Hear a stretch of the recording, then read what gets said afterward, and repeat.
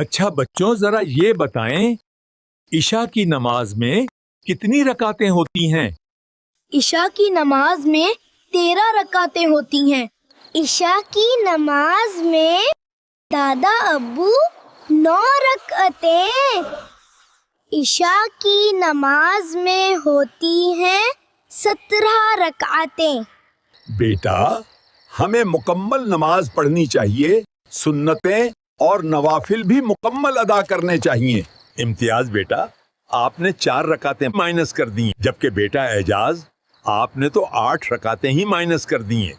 ہم انشاءاللہ مکمل نماز پڑھا کریں گے۔ حمزہ بیٹا عشاء کی نماز کے بعد جلدی سو جائیے گا، کل ہمیں آؤٹ آف سٹی بھی جانا ہے۔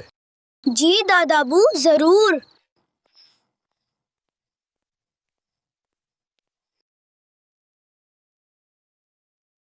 الحمدللہ ہم کراچی سے بخیر و عافیت ملتان شریف پہنچ چکے ہیں۔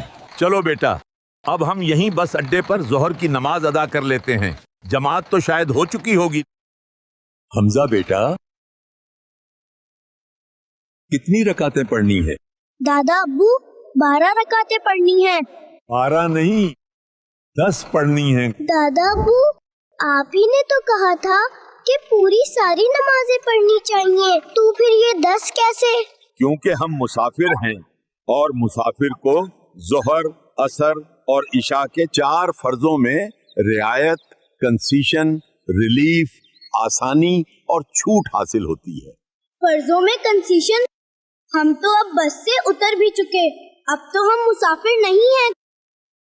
پیارے امیر اہل سنت اس مسئلے کا آسان حل ارشاد فرما دیجئے، اور یہ بھی ارشاد فرما دیجئے کہ مسافر کسے کہتے ہیں؟ مسافر وہ ہوتا ہے کہ جو اپنی آبادی سے، اپنے شہر سے چلے اس نیت سے کہ دوسرے شہر میں جا کر یا دوسری آبادی میں جا کر جو کم از کم 92 کلومیٹر دور ہو آبادی سے نکلنے کے بعد، تو وہاں کے لیے چلا تو 15 دن رات سے کم رہنے کی نیت ہے اس کی، تو یہ مسافر ہے۔ تو جب اپنی آبادی سے یہ نکلے گا تو اب یہ ظہر، عصر اور عشاء کے جو 4 فرض ہیں ان کے بدلے 2 پڑھے گا، اور ایسا کرنا واجب ہے۔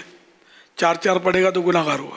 اب پہنچ گئے تو 15 دن سے کم رہنے کی نیت ہے، تو وہاں بھی اسی طرح قصر، اس کو قصر نماز کہتے ہیں، تو یہ قصر کرے گا۔ پھر جب یہ چلے گا، باہر نکلے گا، جب تک اپنی آبادی میں داخل نہیں ہوتا یہ قصر ہی نماز پڑھے گا۔ سنتیں، وتر، مغرب کے 3 یہ سب پورے ہی پڑھنے، ان میں کوئی کنسیشن، رعایت، ریلیف نہیں ہے۔ صلو علی الحبیب صلی اللہ علیہ محمد۔